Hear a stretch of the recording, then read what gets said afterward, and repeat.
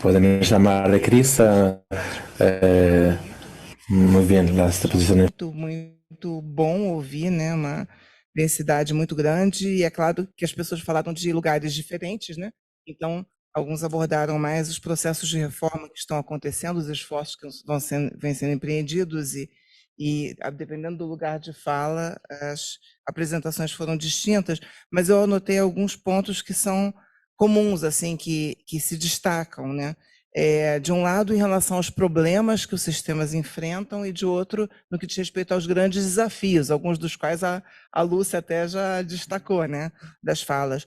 Em relação aos problemas, o primeiro que salta aos olhos e que já foi bem abordado é a questão das desigualdades estruturais, né, nessas sociedades, e que não só se expressam fortemente na saúde, como o próprio sistema de políticas sociais e os sistemas de saúde é um elemento, muitas vezes, que reforça a estratificação social e as desigualdades, dependendo de como ele se configura, né? Então, um outro aspecto relacionado a isso é o que a Lúcia também já destacou, a questão da determinação social dos processos de saúde e doença, e como, então, a transformação da realidade sanitária dos países exige sistemas de proteção social abrangentes e integrados, com financiamento progressivo, com políticas universais associadas a políticas também voltadas para grupos específicos, pró-equidade, como isso tem que ser articulado num sistema de bem-estar social e que tem a cara da América Latina, né? Porque nós muitas vezes nos referenciamos, temos uma visão dos welfare states do Ocidente, da Europa, que é uma meia dúzia de países e com características históricas muito diferentes das nossas, que foram países que foram colonizadores muitas vezes, né? Foram metrópoles enquanto nós éramos colônias, foram países que passaram por processos de incorporação massiva de sua população no mercado de trabalho formal,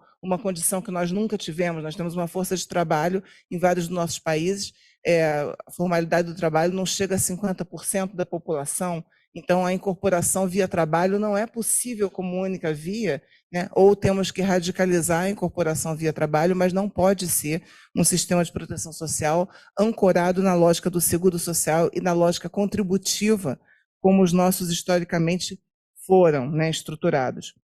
Então, um segundo ponto importante que se destaca nos vários sistemas com características diferentes é a questão do caráter segmentado e fragmentado desse sistema, segmentado em relação à clientela, fragmentado no que diz respeito às organizações, aos aspectos organizacionais e à escassa integração entre serviços, né? Isso tem relação com essa questão mais histórica que eu mencionei, do lado da atenção, pelo menos à saúde, a incorporação via trabalho formal, e que deixou boa parte da população de fora dos sistemas de proteção e do sistema de atenção médica em vários desses países, né? Só com acesso a determinados programas de saúde pública, pela via da saúde pública, de controle de doenças específicas, né?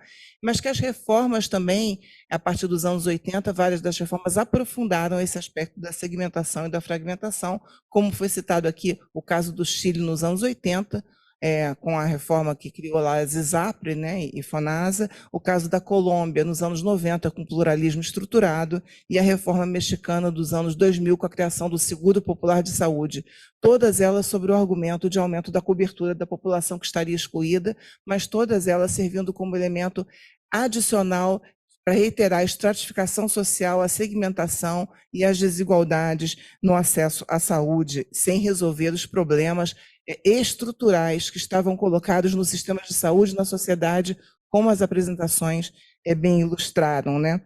Mas a partir daí se tem um elemento importante, uma terceira característica, que é um terceiro problema dos sistemas de saúde, de vários sistemas de saúde na América Latina, é que a presença e o vigor dos mercados, né?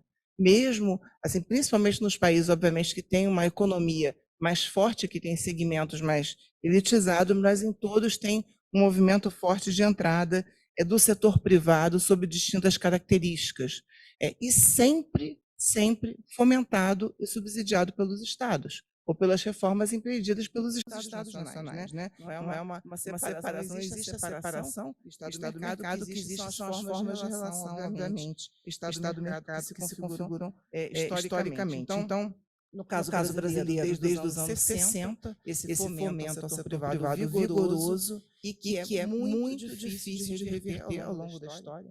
Continua até hoje e perpassou governos de esquerda, governos de centro-esquerda, governos progressistas, os subsídios e incentivos aos mercados privados, eles são mantidos ao longo de diferentes governos. E no caso dos países aqui que fizeram suas apresentações, né? No caso do Chile e da Colômbia, por exemplo, e do México, o fato de que essas reformas às vezes impulsionam a emergência de novos atores privados e que se tornam atores políticos muito importantes que vão resistir aos esforços de reforma subsequente, aos esforços de universalização, como as EPS no caso da Colômbia, como as ISAPRE no caso do Chile, enfim, prestadores privados que vão se estabelecendo subsidiados pelo Estado. Esse é um dos maiores desafios dos sistemas de saúde da América Latina, se nós queremos falar de sistemas universais. Formas impedidas pelos fortes, e foi falado aqui também em governabilidade, obviamente. Os espaços estão ocupados no Congresso, nos vários segmentos da vida política, e mesmo os governos de esquerda, governos progressistas que assumem o poder, que vêm a ser eleitos, se defrontam com oposição séria, né? Política mesmo, e desses atores são, e Lúcia comentou também, se derruba governos por muito pouco, né? Na América Latina, nós vivemos isso recentemente no Brasil de uma forma dramática, por muito pouco, pouca redistribuição, um pouquinho que se faça já é suficiente para gerar, né, reações que são brutais, que são violentas e que chegam a ultrajar os processos democráticos, a violentar os processos democráticos. Então, esse é um dos maiores dos dilemas e desafios que nós precisaremos discutir também amanhã. Um outro elemento que foi muito enfatizado tem a ver também com a relação, com as desigualdades que se apresentam no sistema de saúde, de qualidade, de uma série de aspectos, mas que tem a ver também com essa captação de recursos públicos que o setor privado acaba fazendo, ou de recursos da sociedade, porque os recursos são limitados e um setor privado, quando ele é vigoroso, ele disputa recursos com o Estado. Em momentos de crescimento econômico, existe uma certa acomodação. Quando tem qualquer instabilidade, os recursos são limitados, isso vai reproduzindo as desigualdades. Uma outra questão que foi mencionada foi que a fragilidades ou baixa resiliência, ainda que temos falado desses sistemas, né? Até a palavra resiliência me incomoda um pouco, foi muito usada agora na pandemia, eu não gosto, né? Por que resiliência é essa? Dá uma impressão de um choque externo, né? O que nós temos são sistemas que são fragilizados porque têm baixos investimentos, né? Historicamente tem baixos. Então, como é que vai se falar em resiliência? A impressão que está tudo lá e vem um choque externo e estava tudo bem, não está tudo bem. Então, enfim, então esse é o bloco que eu estava destacando dos problemas em relação aos desafios, que certamente nós vamos retomar de manhã, mas os desafios passam, obviamente, pela luta por um outro padrão de desenvolvimento econômico e social, e que as políticas sociais tenham uma outra centralidade nos projetos das sociedades, né, dos governos da sociedade, por expandir o financiamento dos sistemas públicos de saúde de uma forma suficiente e estável, né? Nós temos, também foi mencionado aqui, em vários desses países não se passa de 3% do PIB, 4% do PIB, o gasto público em saúde. E no caso do Brasil, o gasto público não está alcançando 4%, o gasto privado ele é mais de 4% do PIB, mas subsidiado pelo Estado. Como é que a gente vai passar de 9% do PIB no total? Não tem como fazer sem redistribuição, não tem como fazer sem retirar subsídio e incentivos ao setor privado. Para aumentar o gasto público em saúde, vai ter conflito de interesse, vai ter conflito distributivo mesmo na veia, que é isso que a gente está falando. Então, retirar os subsídios ao setor privado, restringir a sua ação na área da saúde, o mesmo precisa ser feito na área da educação. Investir na infraestrutura de serviços, dos serviços públicos, isso também apareceu aqui nas falas, e com profissionais qualificados e bem remunerados, né? E tem um outro desafio que é da distribuição territorial dos profissionais, que também foi falado em vários das apresentações.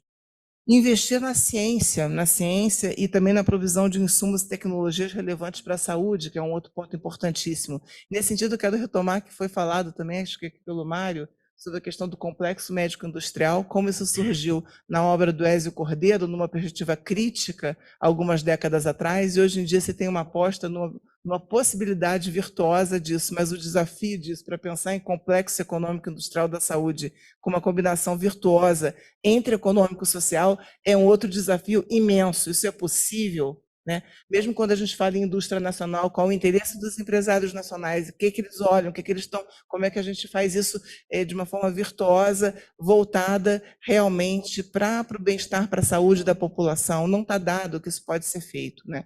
Se a gente for investir na produção pública, né? Aí possa ter investir fortemente nas instituições públicas produtoras com abastecimento para a América Latina. Isso é um caminho também possível, né, de investir nos produtores públicos. Aí vão falar que eu estou tendo conflito de interesse, porque eu sou da Fiocruz, mas eu defendo realmente o fortalecimento da produção pública de insumos, medicamentos, vacinas, kits diagnósticos e tudo mais, tá? Bem, um outro ponto importantíssimo é a questão da transformação do modelo de atenção, né, com base nos valores aí da universalidade, da integralidade, de uma APS, uma atenção primária à saúde forte e abrangente, articulada em redes, com acesso a todos os níveis de complexidade, com a organização territorial dos sistemas, né, de baixo para cima, com serviços e tecnologias adequados e efetivos nos diversos níveis de atenção. E um outro ponto que foi mencionado, muito importante, diz respeito à consideração da diversidade territorial, da diversidade dos povos, da interculturalidade. Nisso eu acho que nós temos muito que aprender aqui no Brasil com outros países, né? Com outros colegas que citaram experiências interessantes, porque realmente é um desafio imenso fazer isso, dada a diversidade dos nossos povos, né? Dentro de cada país. E, por fim, temos o desafio de melhorar a resposta às necessidades de saúde, considerando os novos desafios, as mudanças demográficas, as mudanças epidemiológicas, né? Transformações que estão acontecendo, que não fazem mais possível trabalhar com uma forma estanque por programas, né? Temos doenças crônicas junto com doenças infecciosas, uma população mais idosa que tem que ser muito bem atendida. Nossos sistemas precisam se transformar muito no que diz respeito à mudança de atenção, ao modelo de atenção, e além de todas as demandas que nós já tínhamos não atendidas antes, agora, então, pós-pandemia, tivemos um impacto terrível nas condições de saúde, né? Tanto por alguns desgovernos, como foi o caso do Brasil, quanto o período recente da pandemia, e serão necessários esforços adicionais. Por fim, os nossos valores, os valores que permearam as diversas apresentações, são a luta por assegurar a saúde como direito e reduzir as desigualdades em saúde sociais. Seriam esses meus comentários, e amanhã a gente continua, tem muita coisa a ser debatida. Obrigada, gente.